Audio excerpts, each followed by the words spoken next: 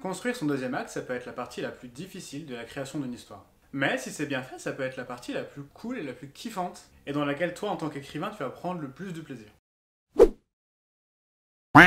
Si c'est considéré comme l'une des parties les plus difficiles, c'est parce que c'est celle qui cause souvent le plus de difficultés, surtout aux écrivains qui sont jardiniers. Et ça peut se comprendre, parce qu'en fait, quand on a une idée, on a souvent le début, on sait globalement comment ça va se terminer. Le problème, c'est comment lier les deux. Et ça va être ça le gros du travail d'écrivain, en fait, de relier le début et la fin de l'histoire avec des éléments cohérents. Alors il va falloir qu'ils soient cohérents, d'accord, mais aussi il va falloir qu'ils aient des rebondissements et une intrigue intéressante. Cette combinaison des deux, ça va donner envie de lecteur de lire votre histoire. Et surtout, de ne pas lâcher votre bouquin au milieu et de continuer jusqu'à la fin. C'est ça qu'on veut. Avant de parler de l'acte 2, je t'invite, si ce n'est pas déjà le cas, à voir la vidéo de la semaine dernière, dans laquelle je présente la meilleure façon pour créer une introduction à ton histoire. Et aussi pour créer une intrigue réussie. Et il faut savoir que les deux sont liés. Parce qu'en fait, même si le milieu de votre histoire est génial, le lecteur ne va pas la lire s'il n'a pas lu le début. Et s'il lit pas le début, c'est parce que ça lui a pas donné envie de continuer. Donc, même si votre milieu est génial, il va jamais y arriver, dommage pour lui. Donc si c'est pas déjà fait, t'y vas, tu la regardes, et tu reviens, on sera au même endroit. Pour rappel, à la fin du premier acte, notre héros fait face à un handicap, qui va le stopper dans son élan pour répondre à l'appel de l'aventure. C'est cet handicap qui va créer l'amorce au deuxième acte.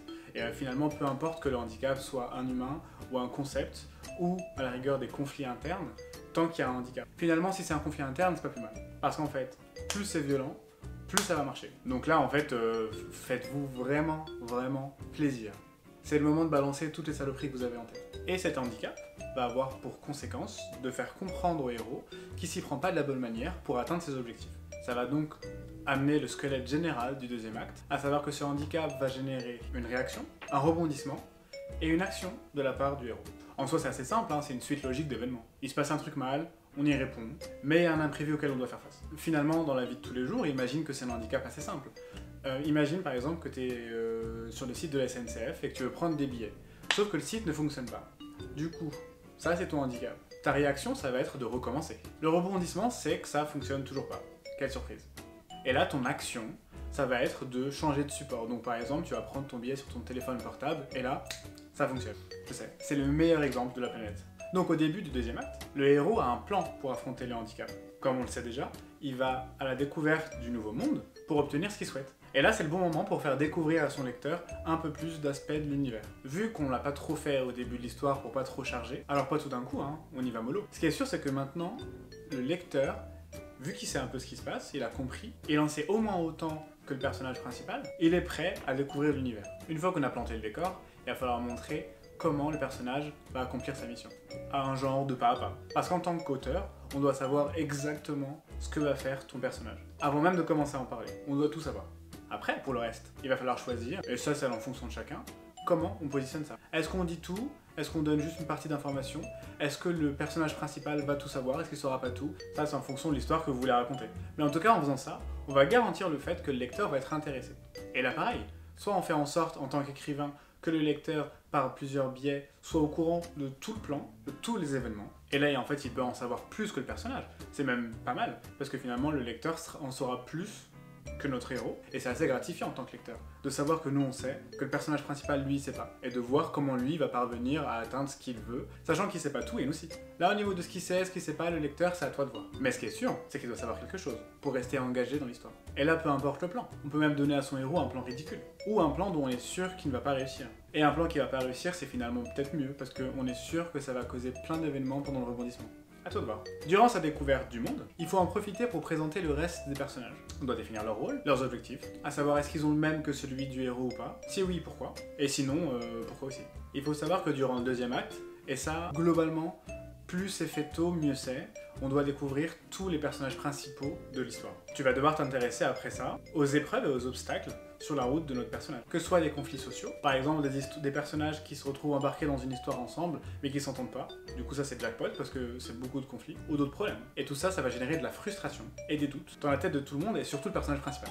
Et là, il y a l'embarras du choix, hein. Ça peut être un manque de confiance en soi, un manque de légitimité, mais en gros, il faut que ce soit le bordel. Après, encore une fois, c'est toi qui vois l'histoire que tu vas raconter. Si tu veux que tout le monde s'entende bien, et que tu veux que tout le monde marche main dans la main, en chantant en chœur des chansons paillardes, c'est toi qui vois. Hein. Bon, on va dire qu'il y a des conflits au sein du groupe. Que ce soit des conflits qui viennent des autres, ou alors des conflits internes.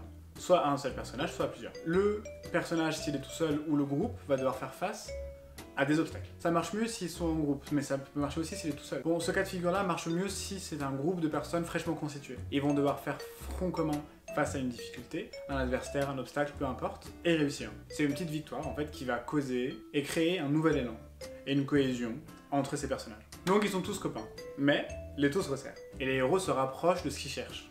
Et fort de la récente victoire, ils sont en confiance, un peu, beaucoup, c'est toi qui vois, et vont continuer leur aventure très sereinement.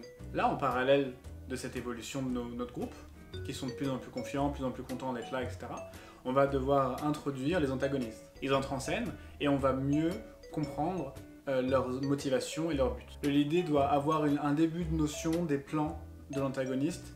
Là, c'est toi qui vois. Est-ce que tu lui dis tout ou pas? Le mieux, c'est d'en dire un peu sans trop en dire pour qu'il y ait quand même une notion de suspense à la fin du deuxième acte, tu vas voir. Mais ça, c'est toi qui vois. C'est toi qui vas gérer la quantité d'informations que tu vas divulguer ou pas. Le plus important, encore une fois, c'est que toi, en tant qu'écrivain, tu saches exactement où tu vas. C'est important de déterminer tout ça. Ce que veut l'antagoniste, comment il veut l'obtenir.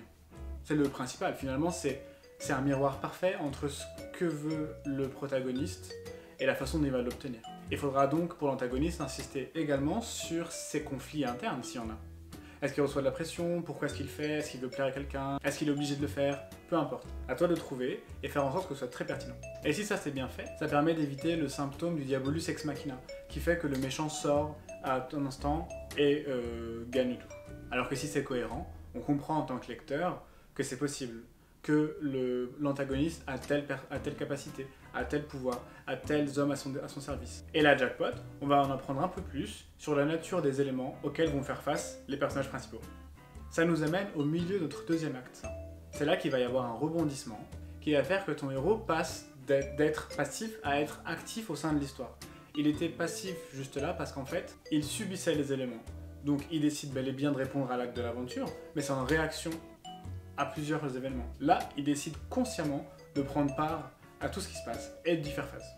Ça change complètement la notion d'approche de l'histoire de la part du personnage. Il va prendre en main la situation en quelque sorte. Et il va passer de victime à guerrier. Attention, quand je dis rebondissement, c'est pas forcément un truc de malade, ou un truc que le lecteur n'a pas vu venir du tout. Non, non, c'est un élément inattendu, d'accord, qui peut surprendre le lecteur, mais va surtout surprendre le personnage. L'intérêt principal de ce rebondissement, c'est qu'il va faire changer le positionnement du héros face à l'histoire. Et là, du coup, le plan qu'il a élaboré au début de l'acte 2 va se casser la gueule, il a plus lieu d'être. Et il va devoir faire face à ce retournement de situation encore une fois. Et là, en tant qu'écrivain, tu vas devoir te concentrer sur la façon dont ce rebondissement, le personnage, ou les personnages, comment est-ce qu'il le vit, et ce que ça engendre chez lui, ou chez eux. Et si ça c'est bien fait, le lecteur va comprendre pourquoi est-ce que ce rebondissement-là est important pour le personnage, et donc important tout court. Et ça va amener le personnage ou les personnages, je vais dire le personnage, mais vous savez que du coup c'est comme vous choisissez un ou plusieurs. Et ça va amener le héros à faire face à de nouveaux obstacles. Et ce qui est sûr, c'est que du coup, le héros va encore une fois devoir sortir de sa zone de confort. Et là, le héros, fort de ce qu'il vient d'apprendre, il va devoir constituer un nouveau plan d'attaque. Mais cette fois-ci, avec l'aide des gens qu'il a rencontrés sur la route. Et ils vont tous devoir tenir compte des éléments qu'on a appris pendant le rebondissement. Et à travers tout ça, on va devoir placer la façon dont le héros pense accomplir sa mission, tout en évitant ses peurs. Parce que depuis le début de l'acte 1, il cherche à accomplir sa mission tout en évitant de faire face à ses peurs et à ses craintes. Comme on le voit depuis 2 actes, il les évite tout le temps. Et là, il faut encore une fois, je le dirai jamais assez, mais c'est primordial. C'est ce qui fait qu'un livre a un impact sur le lecteur.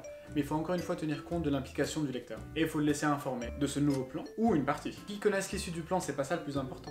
En tout cas, ce qu'il doit savoir, c'est ce qui se passe et pourquoi ça se passe. Et là, nos héros vont devoir déterminer et délimiter un plan d'attaque pour pouvoir vaincre l'antagoniste et l'empêcher d'atteindre son objectif. Et là, le héros s'engage dans la mission en étant sûr de pouvoir la mener à bien. Ça nous mène à notre deuxième bataille. Le héros suit son plan à la lettre pour faire face à la force de l'antagoniste. Sauf que, c'est là que c'est drôle, le plan va pas se passer comme prévu. Et ils vont échouer. Ils vont échouer plus ou moins fort. Là, c'est vraiment toi qui jauge. Est-ce que tu veux qui souffre, qui galère, qui ait de lourdes conséquences, ou juste que ce soit une défaite, comme ça, Ça peut être une petite défaite. À partir du moment où elle a de grosses implications, c'est pas le principal. Tout le monde n'est pas obligé de mourir pour que ça ait du sens. C'est pas ça la question. Pour que ça ait du sens, il faut que ce soit frappant et que ce soit cohérent avec ce qu'on amène depuis le premier acte. Si tout le monde meurt comme ça d'un coup, ça n'a pas vraiment de sens. On comprend pas pourquoi. Si tu veux tuer tout le monde, il faut le faire bien.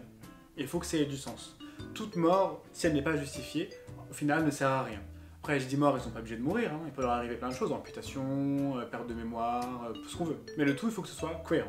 Et là, pour qu'il rajoute un petit peu de piment, c'est le moment de placer une trahison, une information erronée, ou une saloperie dans le genre, quoi. Mais ce qui est indispensable, c'est de montrer les conséquences émotionnelles que ça va avoir sur les personnages. Et là, le héros, il va avoir le moral à zéro.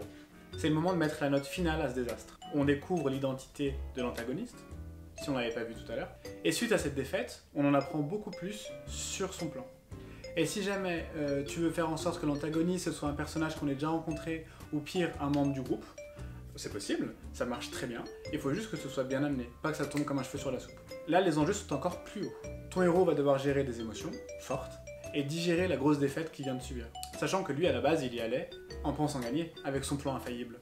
Donc il peut ressentir un tas d'émotions, de la colère, du remords, du regret, il n'a pas écouté quelqu'un qui est mort au final, peu importe. En tout cas, c'est le bordel. Et là, il faut prendre le lecteur par la nuque et le mettre dans le conflit. Il faut qu'il soit immergé dedans, pour qu'il puisse voir à la première personne, quasiment, la façon dont les personnages se prennent en pleine gueule tout cet amas d'émotions. Et c'est tous ces éléments qui rendent l'acte 2 super important. Parce qu'on se concentre aussi bien sur les événements que vivent les personnages, mais aussi les émotions qu'ils ressentent à cause d'eux. Ça va nous emmener tranquillement à l'acte 3, enfin pas si tranquillement finalement, mais en tout cas ça nous amène à l'acte 3. Et c'est un acte durant lequel le héros va être au plus bas. Il est au bout de sa vie, le type, ou la meuf.